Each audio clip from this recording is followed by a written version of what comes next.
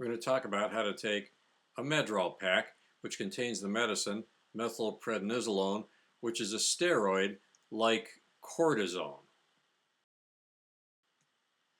It typically comes on kind of a card with the blister packy thing. There are typically 6 pills on the first day, 5 pills on the second. This is a big blast of steroids, okay? And then you get down to 4, 3, you're starting to taper here, and then 2 and 1, and then you're finished with it. So what's the theory behind this?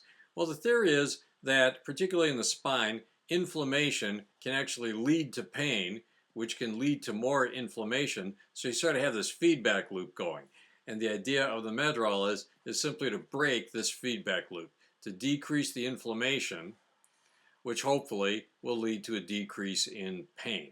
That is your theory. And it sometimes works. About some precautions for taking this stuff, but first we have to give the disclaimer. Yes, I really do. So here's the disclaimer. I am not your doctor. This is education, not medical advice. We are not establishing a doctor-patient relationship by this. You should talk to your own doctor or healthcare provider, and above all, use common sense. Okay, that's it.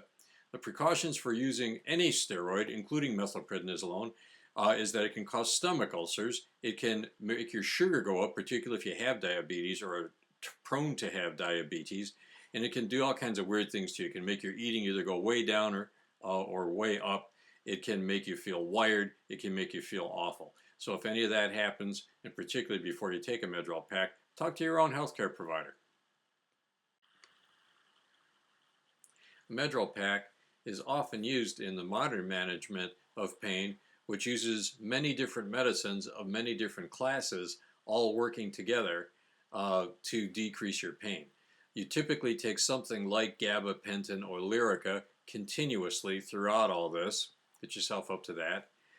Tylenol, acetaminophen, turns out to be a really nice medicine that boosts the effect of just about every other medicine. So you start taking that as well.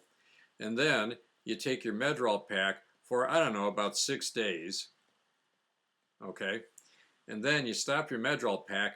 Only after you stop your medrol pack do you start a non-steroidal, like ibuprofen or something like that. And you continue along with that. So the nice thing about it is, during the medrol period, you're taking 3 different medications. And then after the medrol stops, you're also taking 3 different classes of medicine to help your pain.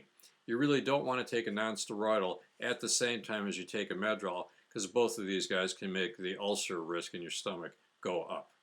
So polypharmacy, modern management of pain.